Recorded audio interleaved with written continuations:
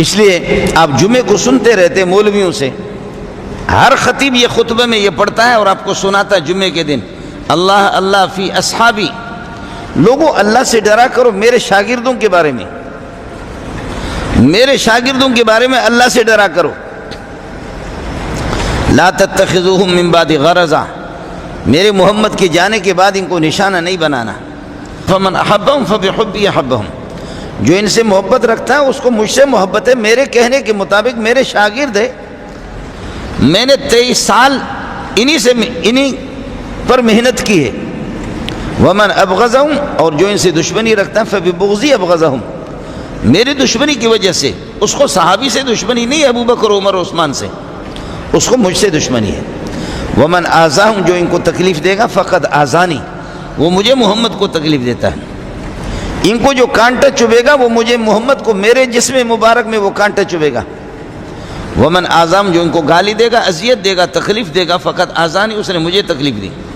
ومن آذانی، اور جو میرے ساتھ کشتی لڑے گا، جو مجھے تکلیف دے گا، فقط آذ اللہ،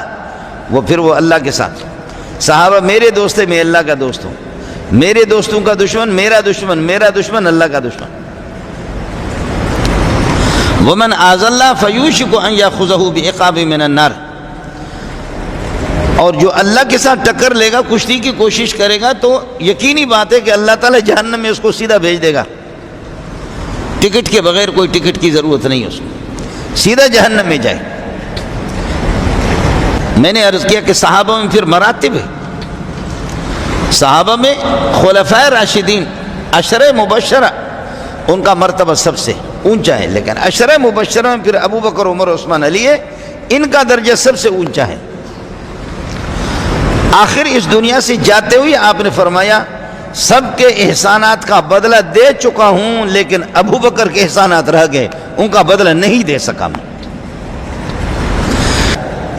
حضرت ان کا امتحان لیتا ہے کہ کیا خیال ہے آپ کا،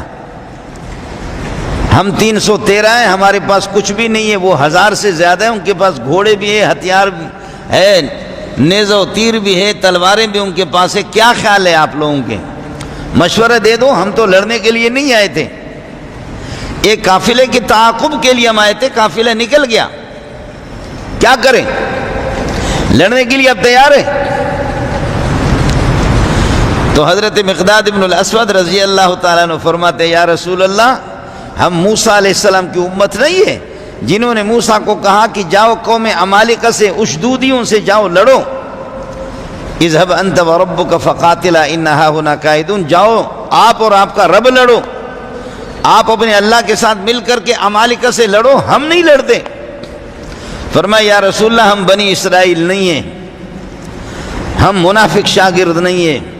حضرت آپ کا اشارہ ہو، دائیں طرف بھی ہم ہوں گے، بائیں طرف بھی ہم ہوں گے، آگے بھی ہمیں پاؤ گے، پیچھے بھی ہمیں پاؤ گے، خشکی میں دوڑتے ہوئے ہمیں پاؤ گے، سمندروں میں بھی دوڑتے ہوئے ہمیں پاؤ گے، آپ کا صرف اشارہ ہو۔ ابن مسعود اتنے بڑے عالم ہیں، ابن عباس اتنے بڑے عالم ہیں، صحابہ میں علماء سارے عالم ہیں، لیکن ابن مسعود، ابن عباس، یہ حضرات بڑے بڑے علماء ہیں۔ ابن مسعود کہتا ہے کہ بخدا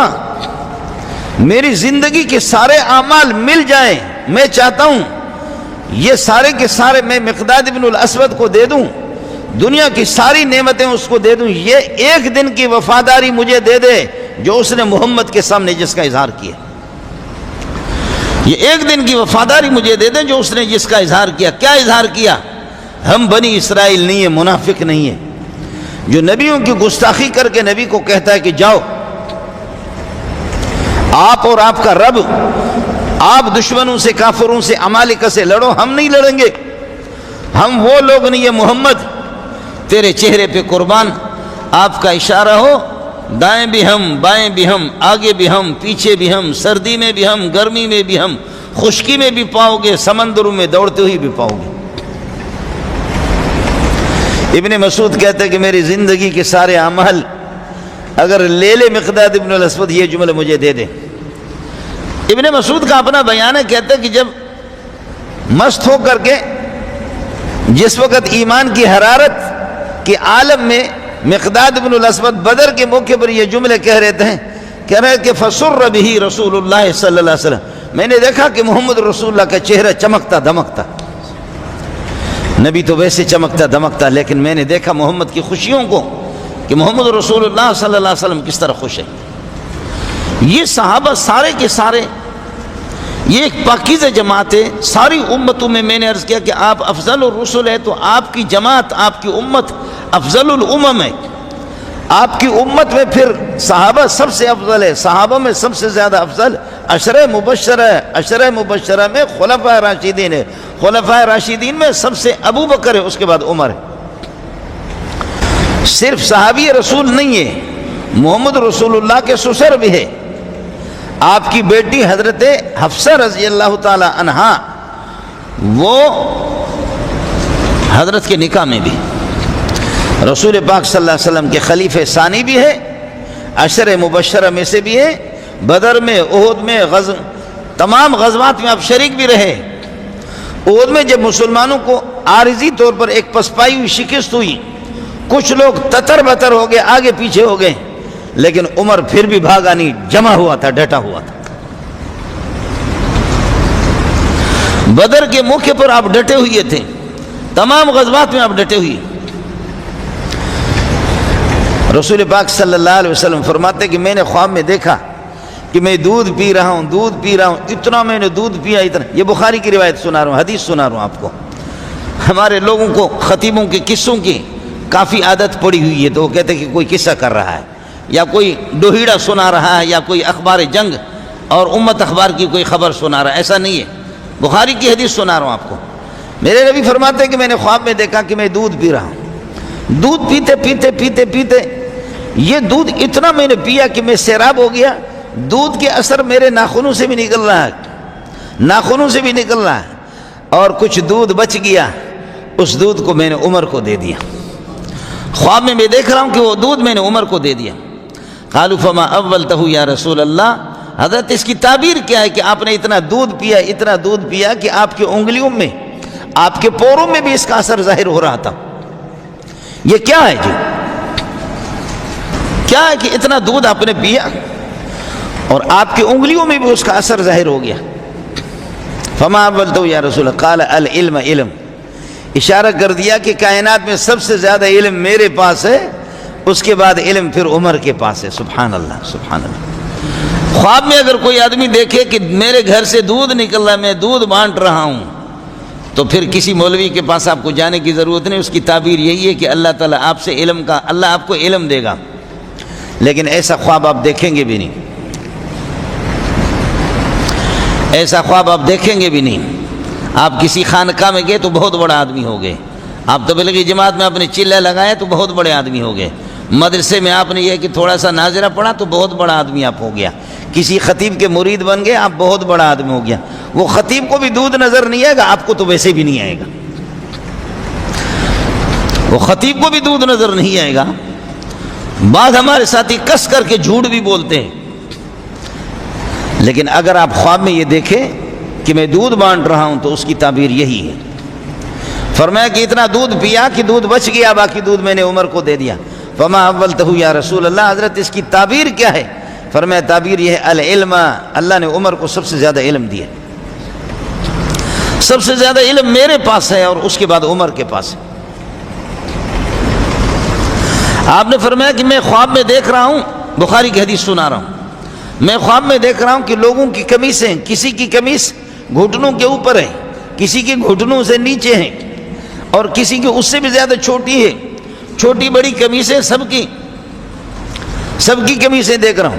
عمر کی دیکھی میں نے قمیص، عمر کی قمیص دیکھی کہ وہ ٹخنوں سے نیچے وہ قمیص لٹک رہی ہے، اتنی بڑی قمیص ہے، اتنی بڑی قمیص ہے۔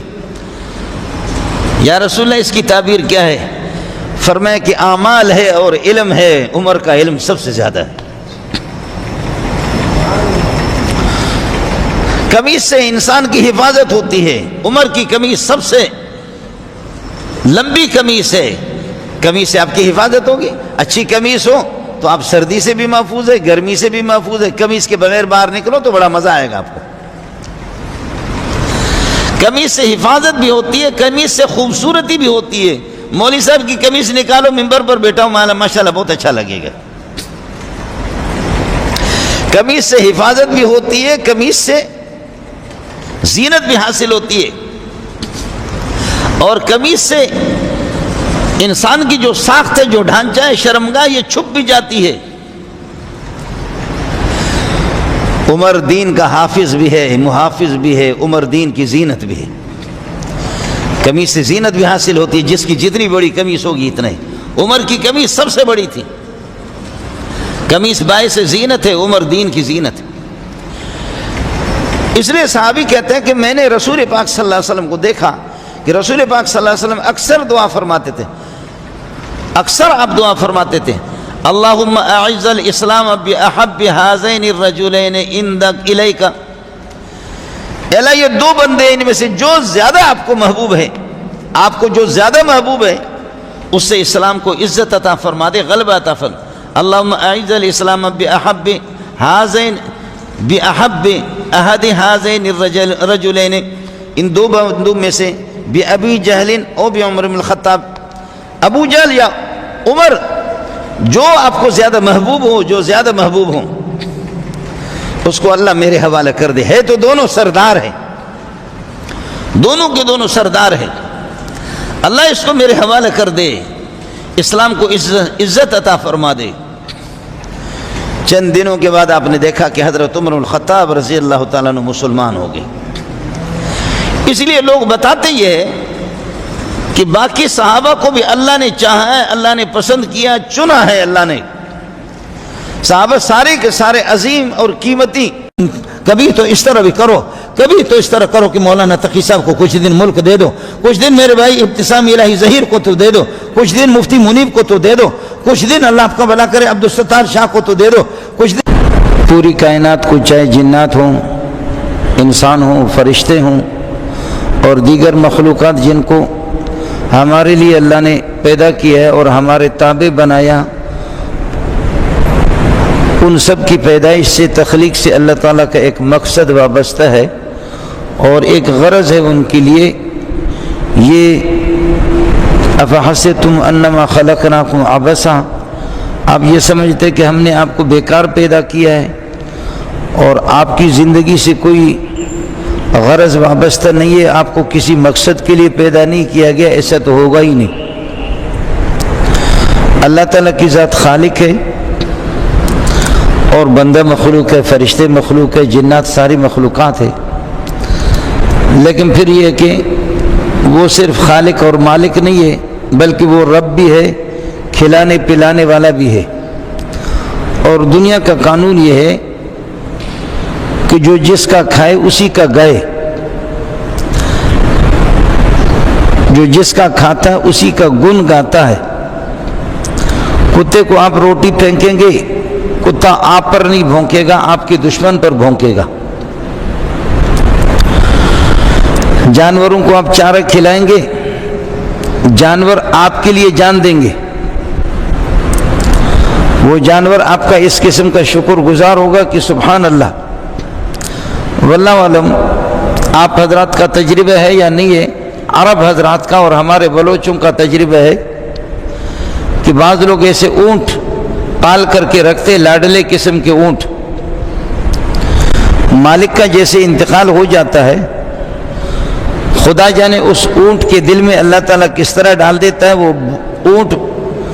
وہ بھی یوں سمجھیے کہ ماتم کرتا ہے، اور دیکھنے میں آیا کہ ایک ہفتے کے بعد اس اونٹ کا بھی انتقال ہو جاتا ہے۔ سفیان ثوری کے 2-3 طوطے تھے، طوطے۔ حضرت سفیان ثوری بہت بڑے عالم تھے، اللہ والے تھے۔ حضرت کا جب انتقال ہو گیا تو اس کے طوطوں کے آنسو آتے تھے مستقل۔ 2-3 دن کے بعد وہ 2-3 طوطے سب کے سب وہ مر گئے۔ کتا بھی مر جاتا ہے، اس کو بھی دیکھنے میں آیا ہے۔ گھوڑا ہے، اس کو بھی بخار چڑھ جاتا ہے جو اس کو مالک کھلاتا پلاتا ہے۔ لیکن بدبخت انسان ہے جو اپنے خالق کا شکر ادا نہیں کرتا۔ وہ کبھی اس طرح کھاتا ہے جانور کی طرح، بعض جانوروں میں کبھی اللہ پہچان پیدا کر دیتا ہے، لیکن بسا اوقات اس طرح بھی ہوتا ہے کہ آپ بکرے کو کھلائیں گے اور بکرے کو پلائیں گے، عید قربانی کے لیے آپ اس کو تیار کریں گے، لیکن وہ بکرا ماشاءاللہ اس پر اتنی چربی آ جاتی ہے کہ پھر آپ سے بھی سر ٹکرائے گا، آپ اس کے مالک ہیں، گزر گئے آپ کو ٹکر مارا، آپ کا بچہ گزر گیا اس کو ٹکر مارا، بیوی گزر گئی اس کو بھی ٹکر مارا، گھر کے اندر بابا بابا بابا شروع کر دیتا ہے، تو گھر والے الٹ پلٹ ہو جاتے ہیں کہ جی واہ، کھلائیں ہم اس کو، پلائیں ہم، اور ہمارے بچے کو ٹکر مارے، اپنے مالک کو بھی ٹکر مارے،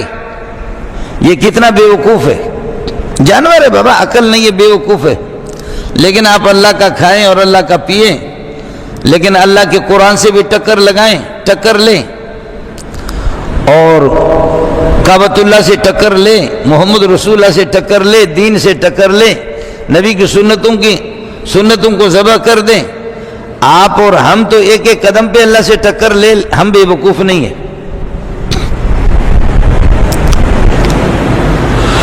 کتا اگر آپ کا کھاتا ہے اور آپ پر بھونکے گا تو گولی کے قابل ہے، گولی مار دیں گے اس کو۔ گھوڑے کو آپ کھلائیں اور وہ سواری کے لیے تیار نہ ہو، اس گھوڑے کو کون کھلائے گا؟ اس کو بیچ دیں گے، تباہ کر دیں گے، ہٹا دیں گے اس کو۔ اونٹ سواری کے قابل نہیں، آپ کے کام کے قابل نہیں ہے، تو اس کو تو غائب کرنا ہے۔ تو میں عرض کر رہا تھا کہ جانوروں کی بسا اوقات چربی چڑھ جاتی ہے تو بکرے مکرے اپنے مالک کو بھی ٹکر مار دیتے ہیں، کبھی مست ہو جاتے ہیں تو وہ مالک سے بھی ٹکر لیتے ہیں۔ یہی حال ہے انسان کا کہ انسان بھی کبھی دولت کے اس میں آ کر کے